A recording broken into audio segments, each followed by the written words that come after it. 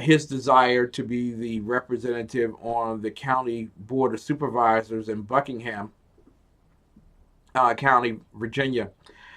David Wade Ball is an independent candidate, but also he has a multitude of opinions regarding how we can best deal with free speech and the social media platform. But before we do that, David Wade Ball understands that I am uniquely concerned about the well-being of the Commonwealth and as well how it's seen on the national stage. And really, over the past few months, the behaviors and patterns of interests of the leadership has been it's limited.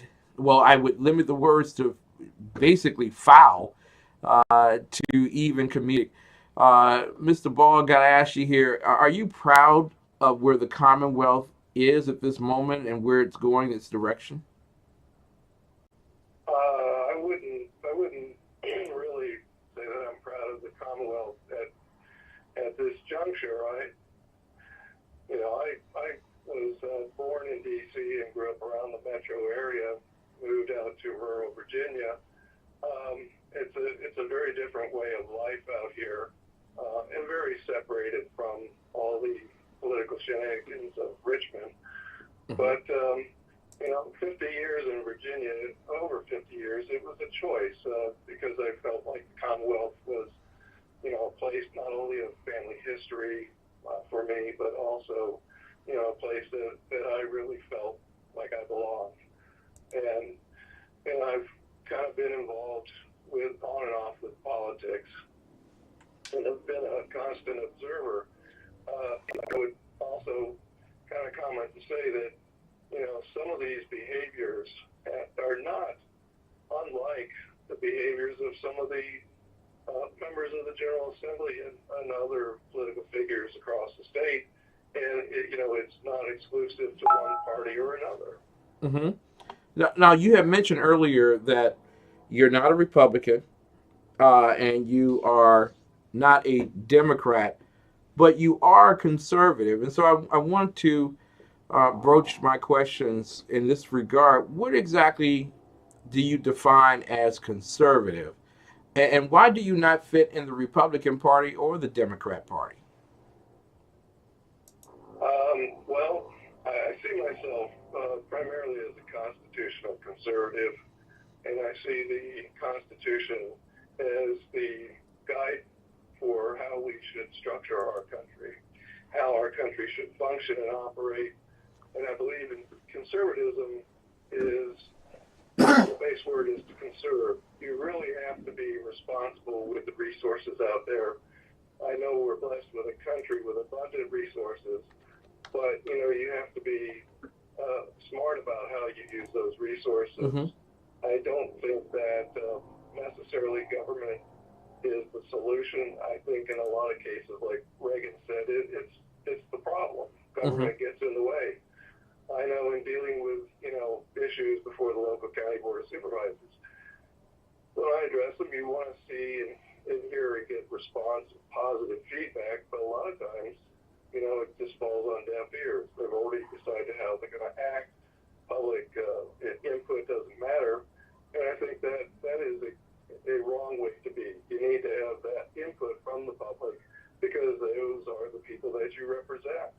And if you're elected to represent them, but you're working against them, that kind of really throws, people into a state of either they get irritated, or they just shut down, they turn out, they turn off, they don't, get engaged anymore because they don't see that they matter or that, what they're concerned about matters. Now, there are those who would say at this point, well, it's up to the people. I mean, they vote these people in. They certainly don't mind the way things are going. Are you concerned that maybe we're not as in tune with the American people? And are you basically seeing that there might be some changes, even in the Commonwealth, in terms of electoral standards as we go forward with those who will be put in representation. Yeah, I would say that there's a big disconnect. You might find a few conscientious politicians that really key in on their constituents, but I think largely in government there's a disconnect. Maybe there were good intentions for some people in getting into politics, but once they got there, it's like it was too easy to just get along to go along. Mm-hmm. So I see in Regard, but you're one of the few people who's come on my program, Republican or Democrat, independent, didn't matter, who states that they're conservative. You speak as a conservative, and your opinions are similar to mine. I'm a conservative who happens to vote Republican because it's as close as I can get in this particular matter. But in the area of prosperity, you're speaking that, and I'm noticing that there are not too many candidates on either side of the fence that speaks about prosperity. So I want to give you a few moments here because you're running for County Board of Supervisors in the county of Buckingham, Virginia, in the Great Commonwealth. What would be different if you were on the board seat in terms of prosperity for the people of Buckingham? what would be different would be the fact that I would be actively engaged in finding businesses to come to the county, finding business opportunities, finding models of finance to finance these opportunities, whether it's an investor or otherwise. But I think also bringing industries, finding markets outside of our county as well as the Commonwealth for our products that we would be producing in the county. We have an industrial park that was paid for out of the tobacco fund that was basically intended to be an industrial park. And basically, it pretty much sits empty. There's one company there, but the attitude is that will never, ever get developed.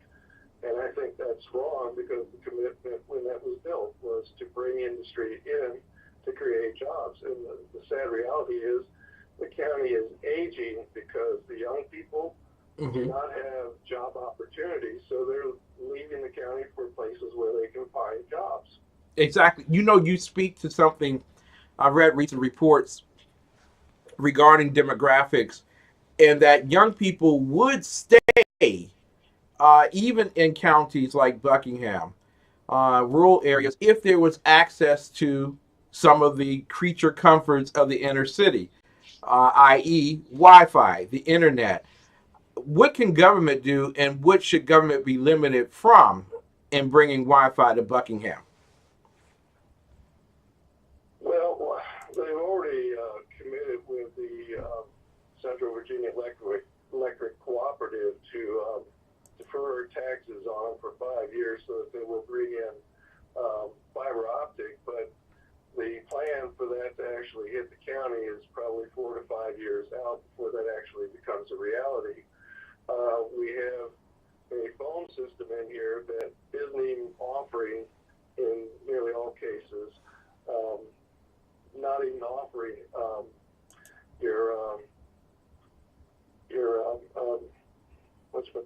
offering it through the phone system where you can get broadband through your phone. You can't even get it through that.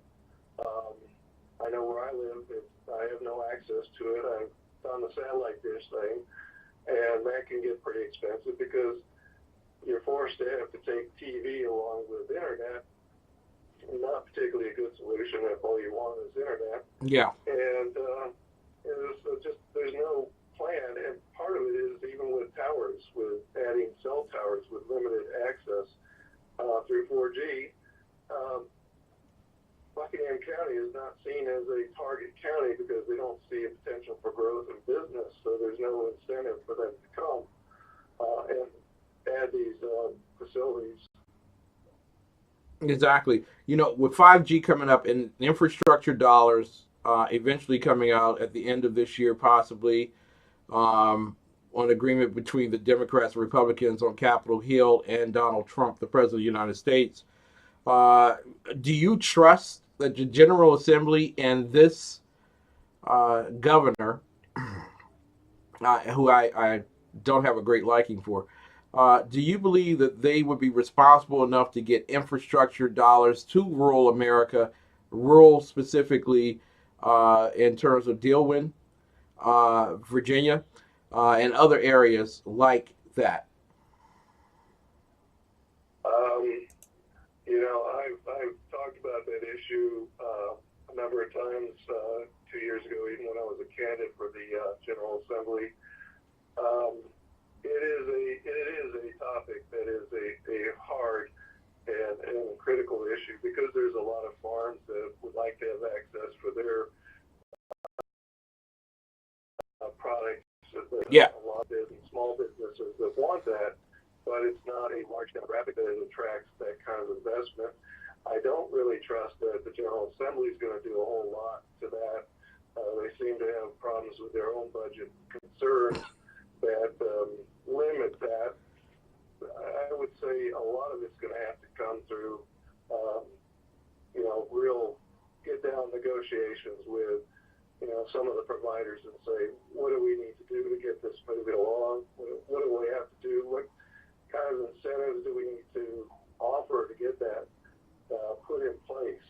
exactly. And basically hold them to that. I mean, we even had a cable system at one time, and those cable lines are still out there. They're now owned by one of the other providers, telephone systems, but to my knowledge, currently it is an inactive system.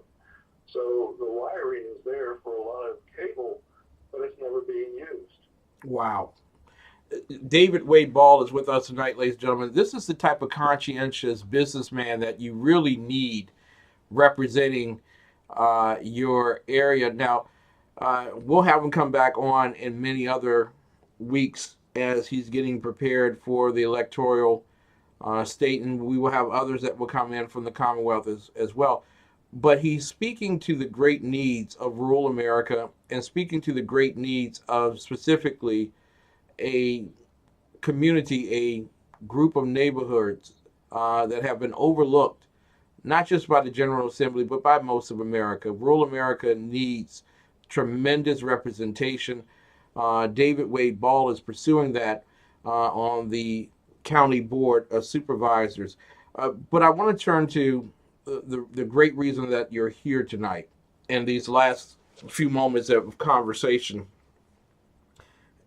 You already expressed the great need for the internet in the wonderful county of Buckingham. Um, but when you get on the internet, there's a problem. And that problem seems to be a leftist agenda to eradicate free speech and to basically demonize any speech from those who happen to be conservative as hate speech. And we've seen Silicon Valley do its great work. Twitter, Facebook, Google, they're all working synonymously to eradicate the platforms or placement of platform for conservatives. So I want to get your assessment of the situation and what are the options for us to have a free and independent internet? All right. 2 years ago, when I was running for House of Delegates, I went on to open a Twitter account, and I listed myself as conservative. And as soon as I opened the account, I got notice that my account was in violation and therefore being suspended. And I had done nothing but just open the account, which really frustrated me. And I had a similar experience with sold Chrysler and Fiat.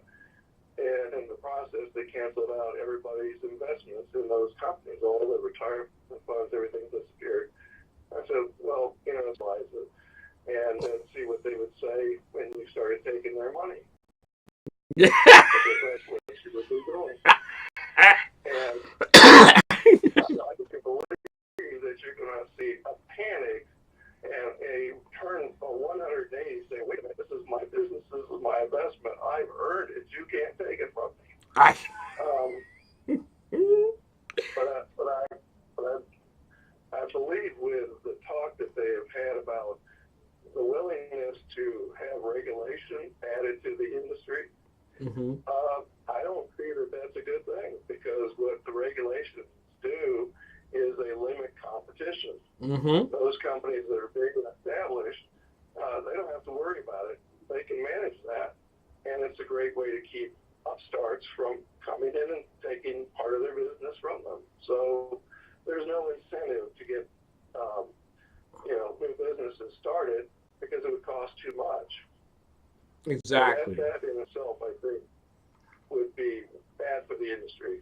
I think we need to keep it free and open. Mm-hmm. It needs to be accessible. But this is a concern, because when you have somebody with that much power that's using what they've got to influence the market, Yes. and influence public opinion. And in fact, you could almost say that what they're doing, in a way, is electioneering. You have profoundly pinpointed exactly what they are doing. It is not simply a utility where they're trying to bring people together and communicate and make business easier for people. It is truly a platform for engineering electoral politics and influencing and accessing power. Unfortunately, it is not built on the freedom of speech. It's built on actually propagandizing socialism and doing extremely well. David Wade Ball with us tonight, ladies and gentlemen. Listen, we're going to have you come back, and I would love for you to come back and talk about this in greater detail. And certainly, I have a great affinity for rural America. It is one of the commitments that we made at the beginning of the year, that we were going to identify as many rural American centers and begin pushing for there to be open discussion on better representation. Because without good representation, it doesn't matter who you send to the General Assembly, things don't get done. You're running for County Board of Supervisors in Buckingham. That's correct. District 3, which is the southern district of the county. Mm-hmm. And that's one of the few areas in the county that actually has seen a margin of growth. Mm-hmm. The rest of the county is basically losing population, and the projected census for 2020 is that the county is going to see a decrease of population, despite growth in the northern sector from Charlottesville, Albemarle, and a slight amount of growth in the south from the Prince Edward Farmville area. There's a lot of issues too about public safety. We could, really do a number of programs on these things, but I do look forward to speaking with you and talking about issues and concerns that I believe are important to all the citizens. Yes. So I appreciate your having me on. I thank you for that. And how can people get in contact with you and help you in your campaign to become a constitutional conservative on the county board? Well, right now, I have my organization, Friends of David Ball. I have an address, P.O. Box 17, Dillwyn, Virginia, 23936. If people want to send a contribution to my campaign, they do have to disclose their name and address because of reporting requirements. I have to accurately report where the money comes from. Mm-hmm. But that would be a great help. I'm going to be developing my website here shortly. And I think that's another area that really we can talk about that would change the course of social media, is if, people started getting their own domains and setting up their own websites, they'd no longer be dependent on large social media organizations. Exactly. Very well said. David Wade Ball, ladies and gentlemen, he will be with us on several occasions over the course of the summer. There are lots of issues in rural America that have to be dealt with. We're running a little long in this segment. We do apologize for delays for those following along with us, but we'll be back with more of the best in urban conservative talk. And also, I want to thank Bonnie Williams for organizing this particular interview tonight, for getting David Wade Ball on the air with us. Thank you so much for understanding my vision and making it plain for the world. We'll be back right after this. Anybody with cash, swipe a card and pay it all off. Swipe a card, pay it all off. That's not a good strategy for building credit. Two quick strategies I want to give you to establish. What you do is you go into the bank with